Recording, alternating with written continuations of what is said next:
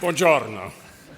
Che onore e piacere essere tra persone che lavorano per migliorare l'istruzione, per migliorare l'apprendimento e il benessere degli studenti.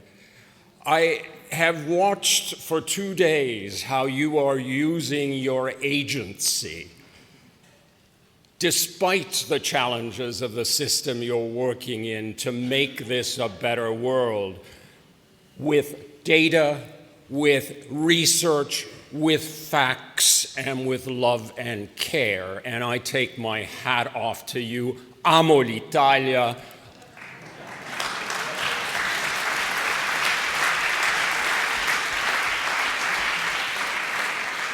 And all the more having met people who are trying not just to fly, have the audacity to fly high, but to fly far. So what I'm here to speak about is Estonian education, insights into its unexpected ascent. We didn't expect this. And we have suddenly gotten international attention because we suddenly found ourselves in a very high position in the PISA rankings. Number one in Europe in 2018 and 2022. So what interested me was, how did we get there? And as someone who's lived abroad a lot, when I returned home, I wanted to know more. And of course, most people fixated on PISA volume number 1. But what I soon found out is I'd better read PISA volume 2, 3, 4, 5, and other things coming out of the OECD, because the answers happen to be somewhere else than where I thought. And so when we were researching and preparing to write this book, where some of the insights came from were equity was number 1. How we're making sure that people who are on the margins of society don't fall out, don't fall aside, but we pull in, we support.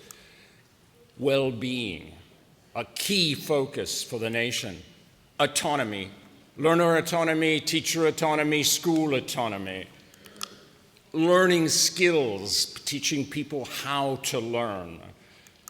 Research data from our own nation and from abroad, and in fact, you're very hard-pressed to make a decision in Estonia if you cannot back up what you're saying with research. You're not taken seriously. Ministry documents have to refer to it. Collective agency, how people work together as co-agents to build a better world. But not just that, but indeed still respecting knowledge, still believing in rigor and believing in high standards. Those are hallmarks of the system that we found when we investigated it. So what am I going to focus on when I speak with you? Key ideas, fundamental principles and investments, and current foci. Where are we putting our attention today? Because as has been pointed out, you're either moving forward or the other option is to backslide. But first I'd like to begin with a question. Governments are in the position of leading. Well-intentioned plans from high above promise improvements. However, how do people in high places actually know that those well-intentioned plans are understood by everyone and being implemented as they imagined? How do they know what is actually happening in a classroom? Recently, I had the chance to talk with an Estonian teacher who just finished listening to a Ministry of Education official talking about the new curriculum that's being planned. And when the talk was over, he said to me, "Peter, no government requirement has prevented me from teaching the way I want to." And he went further and said, "No curriculum has ever forced me to teach something I keep teaching what I want to. So, there is no globally, we don't have queues of teachers waiting, qualified teachers waiting to come into schools. This teacher who showed his agency is actually a brilliant teacher. I've rarely seen a teacher as good as this person, who chose to use his own power. The belief that we can command change, simply get people to change quickly, together, moving in a common direction, is pure fantasy from my perspective. Among a host of other elements, it really does take time, as has been talked about here today. As Pasi Sahlberg has said, to rush change is to ruin it, and I think that is one of the things that Estonia has done well. We have taken the time to make some agreements and have some very long discussions, if not fights, about what our core values are and what we must achieve. So it's the only way you can get to a common direction if you actually talk to each other. So I'd like to share some key ideas with you. And the first one might seem completely irresponsible. I want to say that it operates in an ecosystem with counterweights. So the key ideas. The first key idea is to loosen controls. Estonia no longer inspects every school. We only go to the schools where the data says there is a real issue and we need to do something about it. And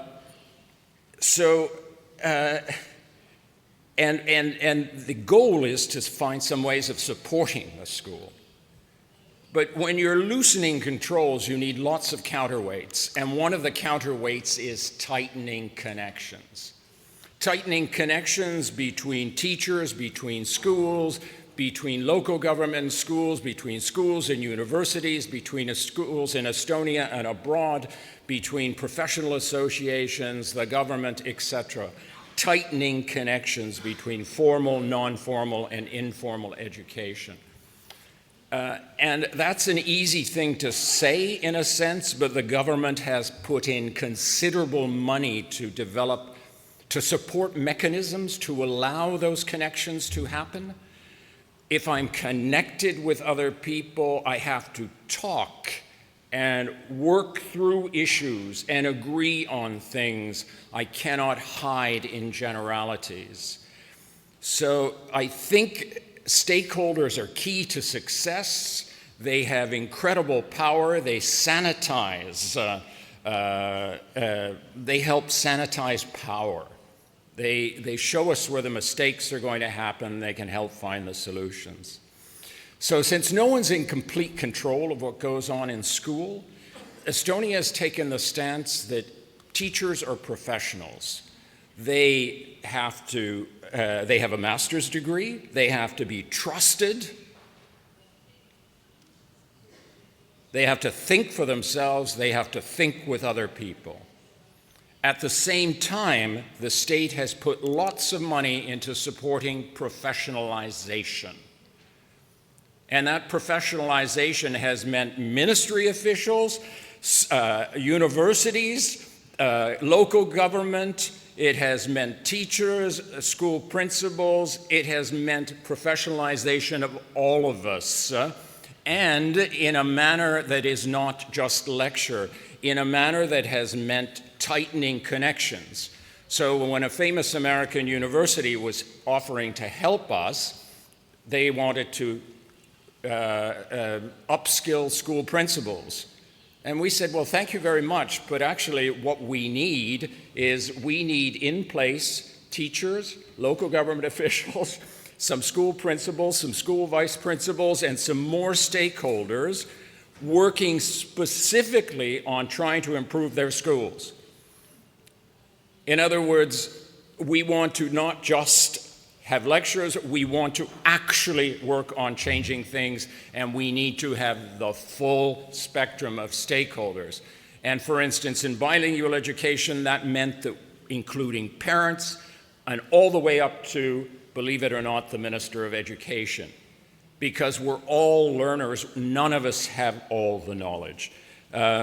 So we need to, and the next thing we really need is an increase in transparency, and I'll talk about data in a minute.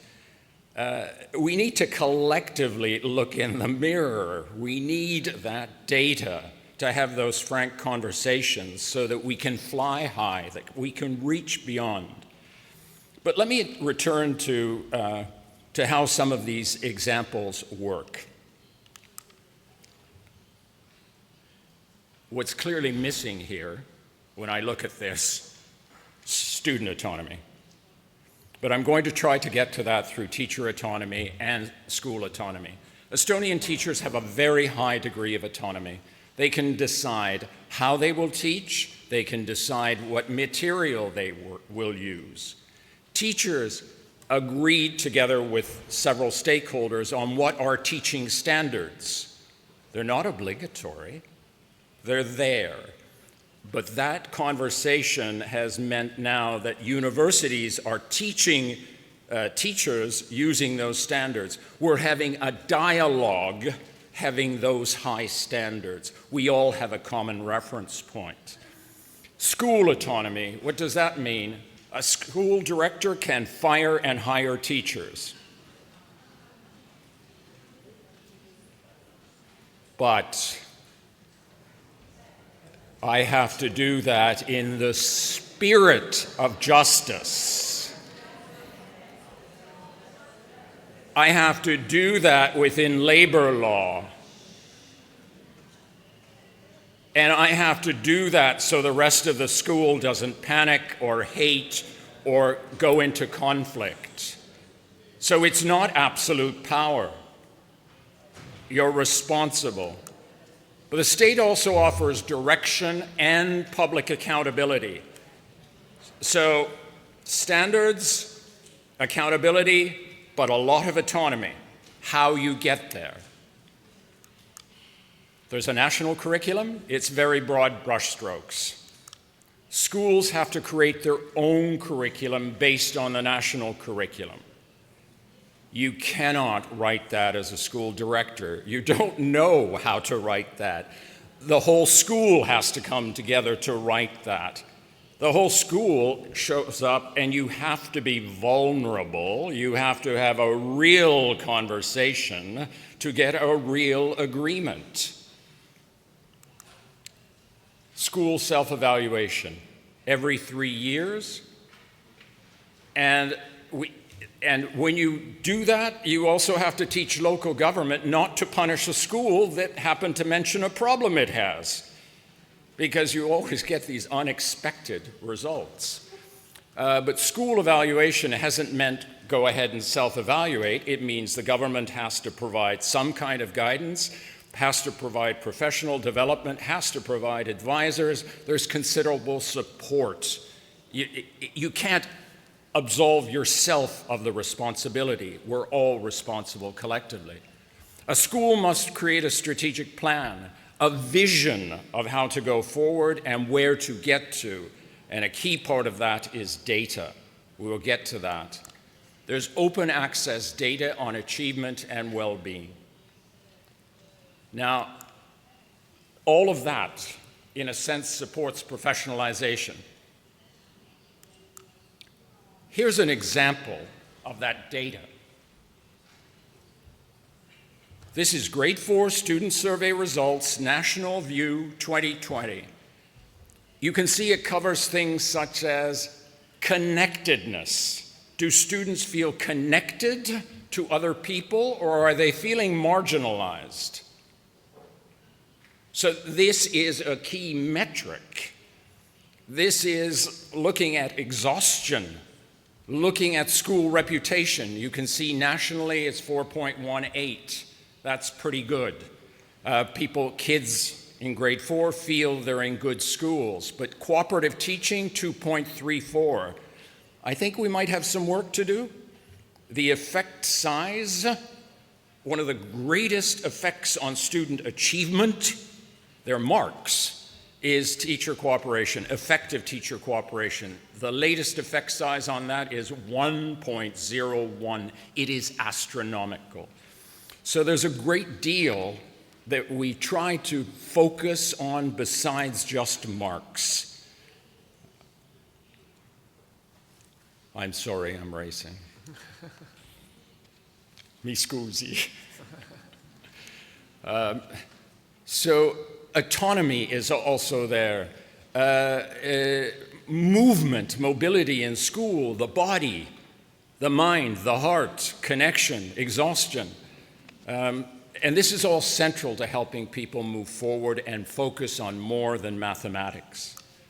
So we have data, the Education Eye. It has one site, a wide range of data, and the really important thing with this is that this data is well presented, and it's a one-stop website. It's easy access, it's user-friendly, and wide range of presented data. So we're looking at bullying, we're looking at lots of things besides mathematics marks. But it's not enough to give this. You also need to support people in understanding how to use it, how to analyze the data. They need to build their data literacy. And this supports informed stakeholder dialogue, evidence-based decision-making. Once again, that's just an example of it, and that's the national overview, and you would get your school in a different color on that spider diagram to see how you compare with the nation. So where do we get some of this data? Nationally, government has prepared surveys for students, teachers, teaching assistants, and parents. Grades 4, 8, and 11, students are surveyed annually. Teachers and parents are surveyed every 3 years. And the aim is to promote student and teacher well-being.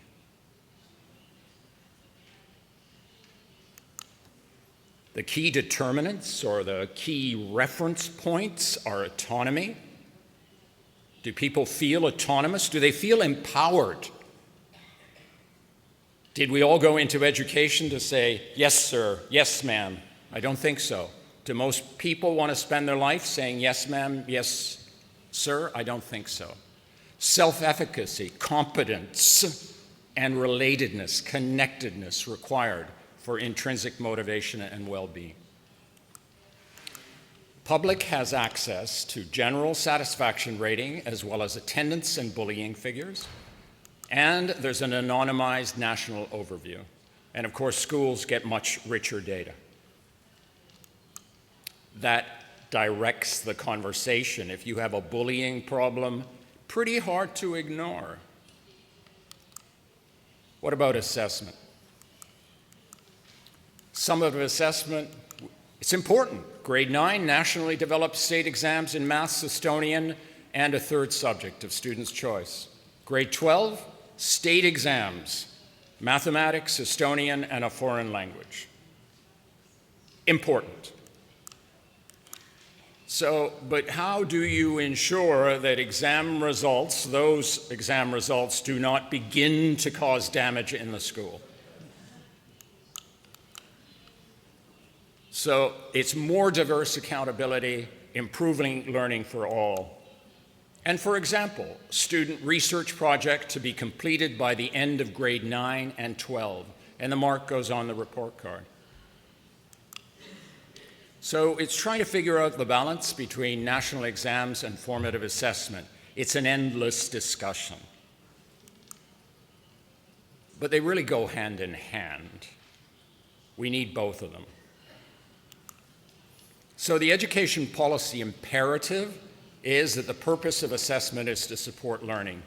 Easier said than done. Do we still get league tables? Yes, we do. Do we try to fight it? But it's not just for students to learn, really, it is for the system to learn. And that is one of the key reasons those exams were set up. So, education policy of assessment to support learning It's a substantial long-term evidence-based investments into using assessment to support learning. So if the government says this is important, the government has to walk the talk. It has to do something. And what has the government done? There are a large number of formative assessment instruments. And let me talk to some of those formative assessment instruments. There are many, too many to talk about, and this is only a partial overview. But there are learning to learn and self-management instruments, and communication and self-management instruments. Certainly exceptionally important. We'll talk about why in a moment. But teachers decide to take the assessment. Nobody says you have to. They can be administered in grades 2, 3, 6, and 8. No marks. Also, voluntary teacher survey on teaching practices, and this triangulates with student responses. And then there are feedback reports generated automatically for each individual student and for groups of students. And the teacher can get feedback on their own survey results. And the students can see the results, but obviously in grade 2, you're not going to say, here's the report. Principals do not have access to the reports. This isn't for control. Anytime you produce something, somebody wants to use it for control. Teachers are advised to speak with a school psychologist. Scientific, mathematical, and literacy assessments. No marks are given. They measure the capacity to apply subject core concepts, big ideas. So can I actually use it? And one of the important things about these tests is they try to show where the thinking breaks down. It's not we're after the right answer, we're after seeing the thinking progress. The progress in thinking or the lack thereof it. And that's what the feedback comes about. It's in the beginning of grade 4 and 7, so you get an immediate opportunity to use that to apply it.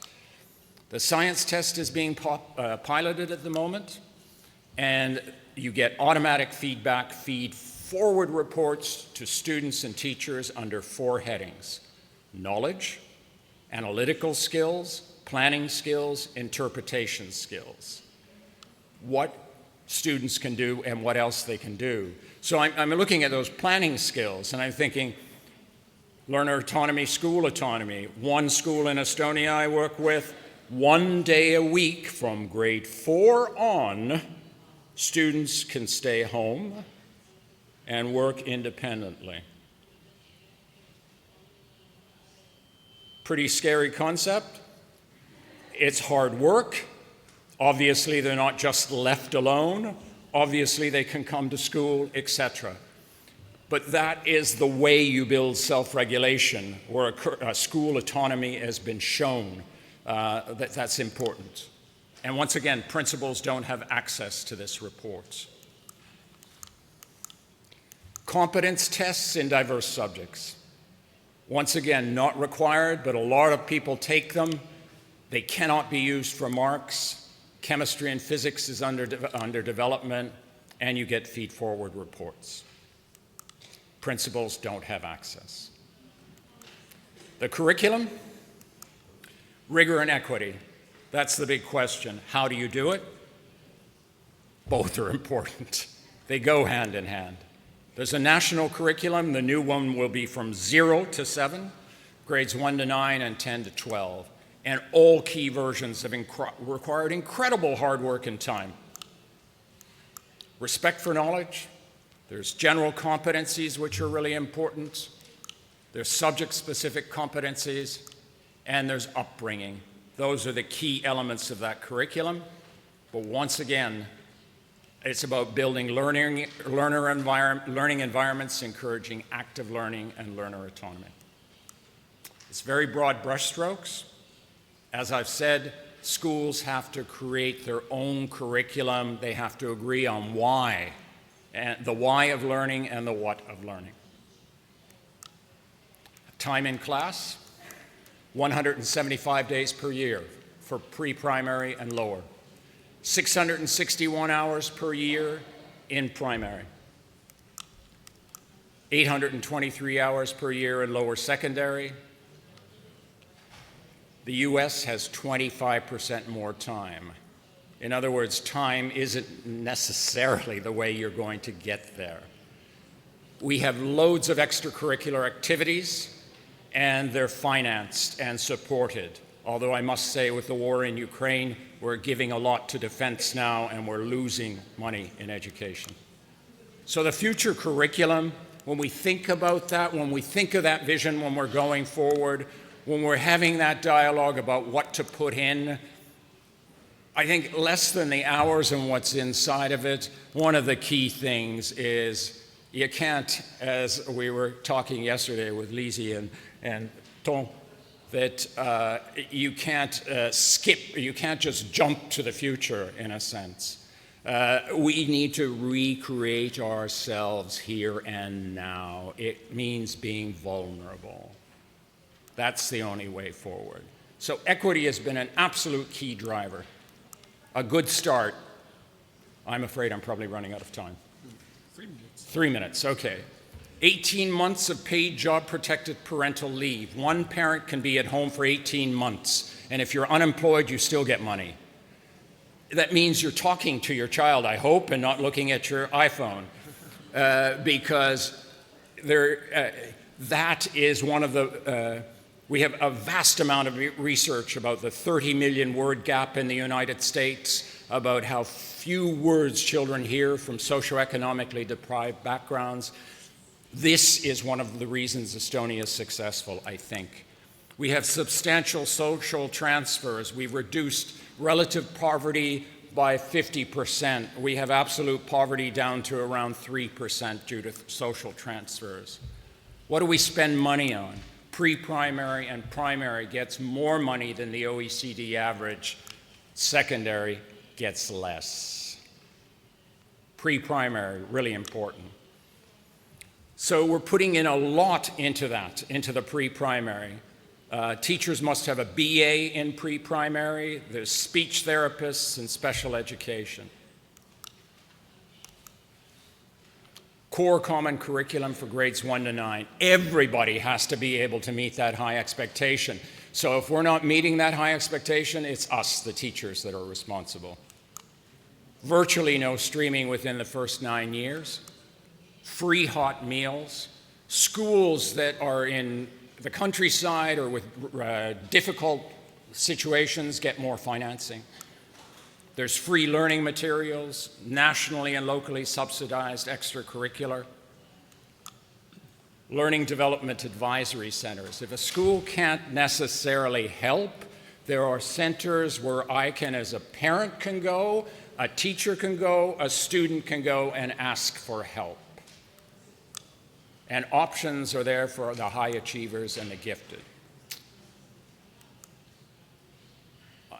I got the feeling I need to stop. Please. Okay. Finish. So, policy. Estonia's national strategic plan has 5 key goals, and well-being is one of them. So there's an alignment, as you see, with social policy, supporting young families, education policy, economic policy, defense policy. And it is this alignment that requires incredible hard work, and in education as well. I mean, we've got to work on aligning assessment, accountability, professional development, finance, textbooks. It's all got to come together, and it requires incredible amounts of attention and meticulous attention to detail. Future directions. Where are we trying to go? How are we going to try and stay on top? You saw in the beginning the Tiger Leap. We're having a Tiger Leap 2, AI. The entire nation, AI next year, academic year. The strategies are results-based, they're research-based, they're not PISA-driven. They're tied to national well-being goals. Raising teacher salaries is one of the key goals. 2 years ago, we raised them by 24%. I don't know where we're going to get the money, but it's a commitment to keep that happening. Learner autonomy, self-directed learning is another key goal. And all of these goals have yearly work plans. It's not fantasy. Supporting lifelong learning so we don't find ourselves in situations Andreas was talking about. Increasing educational attainment for 18 to 24-year-olds and increasing the percentage of top performers. That means reducing the number of low performers. So the last slide, final thoughts. We're not satisfied with where we are. One, we're shocked that we are there, and we're very well aware that we could lose that position any minute. And that position is nowhere near as precious as the concepts of equity and losing human beings. We're a small country. We need to keep working harder. Those are some of the key words that we're focusing on. And with that, I say grazie.